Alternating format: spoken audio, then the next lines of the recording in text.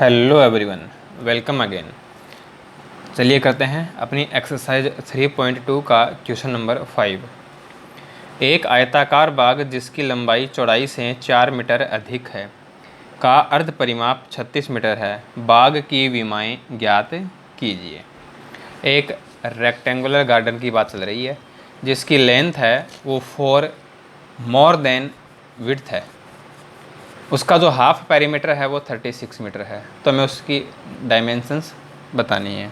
ठीक है, half the perimeter of a rectangular garden whose length is 4 metre more than its width is 36 metre. Find the dimensions of the garden.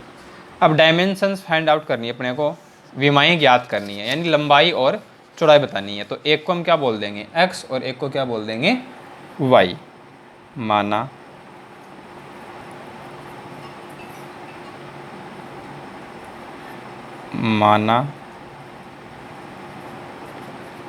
आयताकार बाग की लंबाई x metre तथा चौड़ाई y metre है। Let length and breadth of a rectangular garden are x metre and y metre respectively. अब first condition देखो क्या है, लंबाई, लेंथ क्या है x, चौड़ाई से 4 मीटर अधिक है, 4 metre more than width, width क्या है y, x है वो ग्रेटर देन y है। हमें दोनों को क्या करना है इक्वल। कब होगा जब y में क्या ऐड होगा 4 ऐड होगा। This is equation 1। फिर हमें बताया है इसका हाफ पेरीमीटर 36 मीटर है, इसका अर्ध परिमाप 36 मीटर है। अब पेरीमीटर क्या होता है, रेक्टेंगल का आयत का परिमाप क्या होता है 2 × L + B होता है, और हमें लेना है इसका हाफ, यानी 2 से डिवाइड कर देंगे तो 2 से 2 क्या हो जाएगा कैंसिल हो जाएगा, यानी L + B। तो x + y ये हमें कितना दिया हुआ है 36 दिया हुआ है। ठीक है, से equation 2। Now from equation 1 x = y + 4 लिखा हुआ है, तो हमें उसमें कुछ करने की आवश्यकता है नहीं। अब देखो इसमें y की कोई भी वैल्यू पुट करेंगे, किसकी वैल्यू मिलेगी x की वैल्यू मिलेगी। ठीक है, तो y की वैल्यू यदि हम यहाँ पे 0 पुट कर दें तो 0 + 4 क्या हो जाएगा 4। तो y हमने 0 पुट किया तो x क्या आ गया 4 आ गया। अब इसमें y = 2 पुट कर दो, यदि y = 2 पुट करते हैं तो 2 + 4 x कितना आ जाएगा 6 आ जाएगा। सिमिलरली फ्रॉम इक्वेशन 2 समीकरण 2 से x = क्या हो जाएगा 36 - y हो जाएगा। अब इसमें y की कोई भी वैल्यू पुट करेंगे तो हमें x की वैल्यू मिलेगी। ठीक है, अब देखो इसमें यदि हमने इसमें y = 0 पुट किया तो x की वैल्यू क्या आएगी 36 आ जाएगी, है ना, थोड़ी बड़ी आ रही है। तो हम y की एक ऐसी वैल्यू लेते हैं कि जिससे हमें x की वैल्यू मिले तो वो दोनों क्या हो पास पास हो। ठीक है ना, जैसे हम लेते हैं इसके अंदर y = 18, y = 18 रख दिया हमने, तो x = क्या हो जाएगा 36 - 18, यानी ये भी 18 हो जाएगा। ठीक है, y = हमने इसमें 16 पुट कर दिया तो 36 - 16 20 बचेगा, तो x की जो वैल्यू होगी वो क्या हो जाएगी 20 हो जाएगी। अब इसका हम ग्राफ प्लॉट करेंगे। तो सबसे पहले हम x एक्सिस और y एक्सिस खींचेंगे ग्राफ पे इस पर, है ना। अब देखो स्केल देखो, x एक्सिस की बात करें तो x एक्सिस पर देखो मैक्सिमम जो वैल्यू है, सबसे बड़ी जो संख्या है वो कितनी है 20 है। तो यदि हमने 1 सेंटीमीटर = 1 यूनिट लिया तो हमें 20 सेंटीमीटर की आवश्यकता होगी। इतनी अपने पास यहाँ पे जगह है नहीं। ठीक है, तो हम स्केल चेंज करते हैं, 1 सेंटीमीटर = क्या करते हैं 2 यूनिट ले लेते हैं। तो एक्स एक्सिस पे क्या जाएगा 1 centimetre equal 2 unit. Similarly Y axis पर देखें तो मैक्सिमम जो वैल्यू है वो है 18, तो इस पर भी क्या हो जाएगा 2 यूनिट हो जाएगा। ठीक है, 4 यूनिट ले सकते हैं, 3 यूनिट ले सकते हैं, वो भी जैसे हमें सहूलियत हो उसके अकॉर्डिंग हम क्या करेंगे स्केल लेंगे। ठीक है, तो यहाँ पर हमने क्या ले लिया 1 सेंटीमीटर इक्वल 2 यूनिट ले लिया।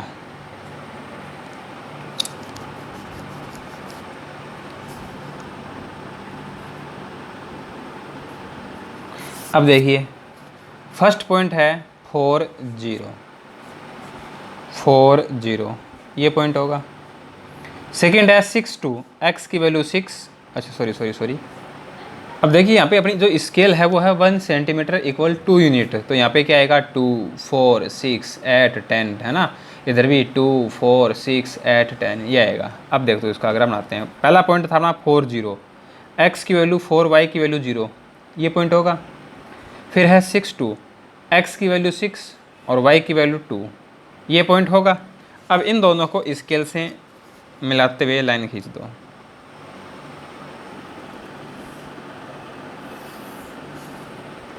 अब सेकंड टेबल पे आ जाओ।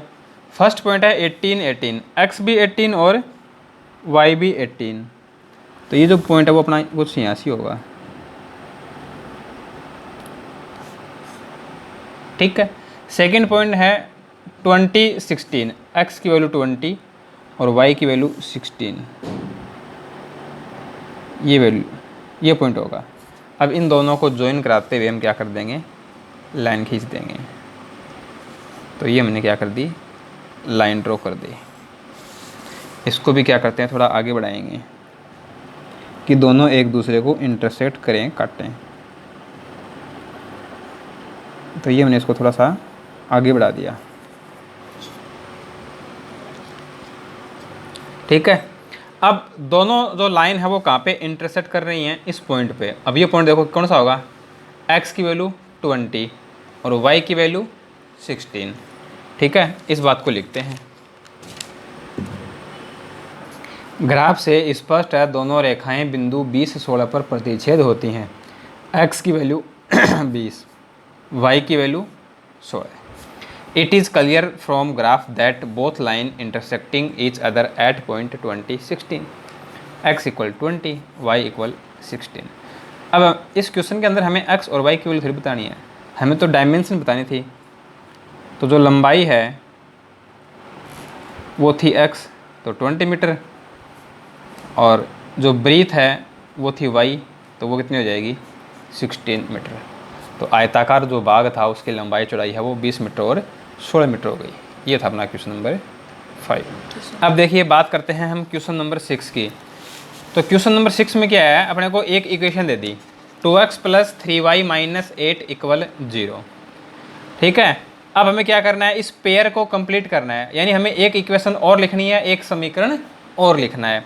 अब वह इक्वेशन किस प्रकार की होगी, इसके लिए जो फर्स्ट कंडीशन है वो है प्रतिच्छेद करती रेखाएं हों, यानी लाइनें हैं वो कैसी होंगी इंटरसेक्टिंग। तो इंटरसेक्टिंग लाइन कब होती है, जब a1/a2 b1/b2 इक्वल न हो। तो हमें x और y का जो गुणांक है, कोफिशिएंट ऑफ x और y है, वो इस प्रकार से लेना है कि a1/a2 और b1/b2 इक्वल ना हो। बस जैसे यहाँ पे हमने ले लिया 3 और यहाँ पे हमने ले लिया y, तो ये तो बनेगा 2/3 और ये बनेगा 3/5। दोनों सेम होंगे क्या, नहीं होंगे। बस तो आगे कुछ भी लिख दो, जो अपनी मर्जी हो वो लिख दो, कोई दिक्कत नहीं है। बस x और y के हमें जो कोफिशिएंट हैं वो ऐसे लेने हैं कि a1/a2 और b1/b2 इक्वल न हो। सेकंड है समांतर रेखाएं हों। ठीक है, लाइन पैरेलल होनी चाहिए। तो पैरेलल की जो कंडीशन है वो क्या है, a1/a2 b1/b2 तो इक्वल होंगे, और ये दोनों वैल्यू इक्वल नहीं होंगी c1/c2। तो क्या करो, इन दोनों टर्म्स को किसी भी नंबर से मल्टीप्लाई कर लो, किसी भी नंबर से। जैसे मैं 2 से कर दूं तो 4x + 6y, तो a1/a2 b1/b2 इक्वल हो जाएगा 2/4 1/2 3/6 1/2। लेकिन अब यहाँ जो c1/c2 है वो 1/2 नहीं होना चाहिए, 1/2 कब होगा? जब यहाँ पे माइनस का 16 आए, तभी तो होगा ना। तो -16 के अलावा यहाँ पे आप कुछ भी लिख दो, C1/C2 के इक्वल नहीं होगा। थर्ड है लाइन्स आर कोइंसिडेंट, रेखाएं संपाती हो। संपाती कब होती हैं? A1/A2, B1/B2, C1/C2 इक्वल हो। तो इस कंप्लीट इक्वेशन को किसी भी नंबर से मल्टीप्लाई कर दो। जैसे मैं 3 से कर दूं तो 6x + 9y - 24 = 0। ठीक है, ये था अपना क्वेश्चन नंबर 6। अब बात करते हैं क्वेश्चन नंबर 7 की। देखिए क्वेश्चन नंबर 7 है वो आपके सामने है। ठीक है, अपने को क्या दे दिया? एक पेयर दे दिया, हमें क्या करना है? उसको सोल्व करना है। अब उसका हमें क्या करना है? ग्राफ खींचना है, और उसके बाद 2 लाइन तो ये हो जाएंगी और एक अपनी हो जाएगी एक्स एक्सिस। तीनों मिलके जो ट्रायंगल बनाएंगे, जो त्रिभुज बनेगा, उसके हमें क्या करने हैं? निर्देशांक बताने हैं और उस त्रिभुजाकार पटल को छायांकित करना है।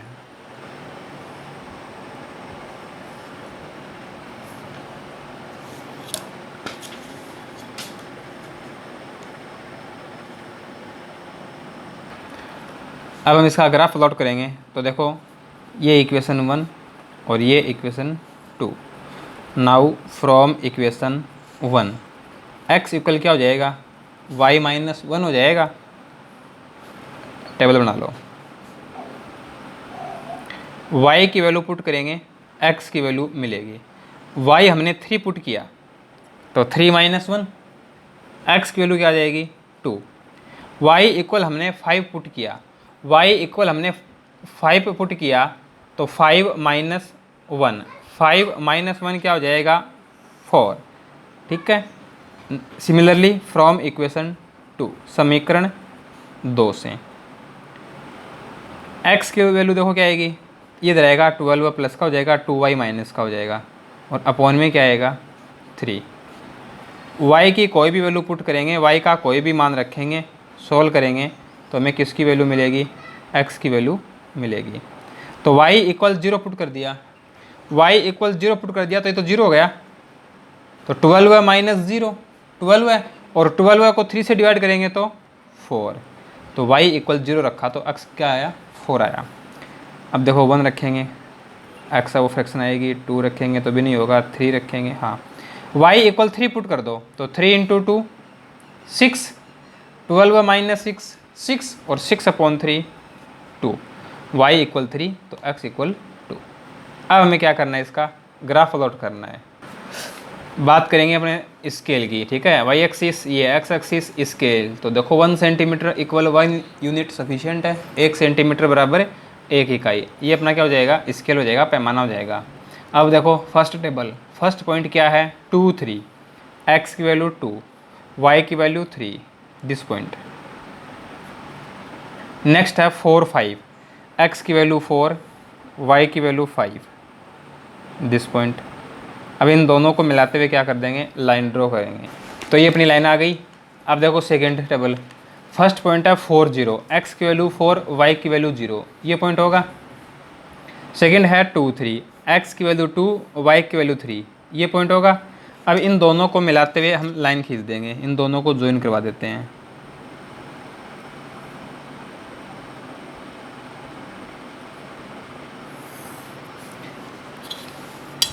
ठीक है, ये हो गया। अब क्या करना है अपने को? इसके अंदर सॉल्यूशन नहीं बताना। 2 तो ये अपनी लाइन हो गई और एक अपनी एक्स एक्सिस हो गई। इन तीनों से जो ट्रायंगल बनेगा उसको क्या करना है? शेडेड करना है, छायांकित करना है। तो देखो एक तो ये पॉइंट है, एक ये पॉइंट है, और एक ये पॉइंट है। ये तो है ट्रायंगल अपना, ये तो है त्रिभुज, तो इसको छायांकित कर दो।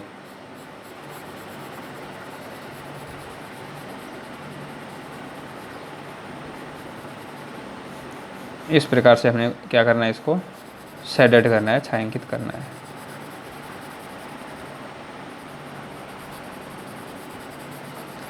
ये मैंने इसको शेडेड कर दिया।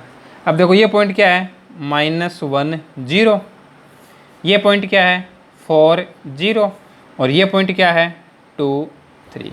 तो ये इस ट्रायंगल के क्या हो गए? वर्टेक्स हो गए। ठीक है, चाहे यहाँ पे लिख दो, चाहे यहाँ पे लिख दो। त्रिभुज के शीर्ष, वर्टेक्स, वर्टिसेज ऑफ ट्राइंगल, -1 0, 4 0 2 3। तो इस क्वेश्चन के साथ ही अपनी जो एक्सरसाइज 3.2 है वो कंप्लीट होती है, यानी pair of linear equation in two variables, दो चर वाले रैखिक समीकरण युग्म को हल करने के लिए अपनी जो प्रथम विधि है, फर्स्ट जो मेथड है आलेखी विधि, ग्राफिकल मेथड, वो कंप्लीट हो गया। नेक्स्ट क्लास में हम जो इसका सेकंड मेथड होगा सब्स्टिट्यूशन मेथड, प्रतिस्थापन विधि, उसको देखेंगे। ठीक है, आज की क्लास कैसी रही, अच्छी लगी, वीडियो को लाइक कीजिएगा, शेयर कीजिएगा।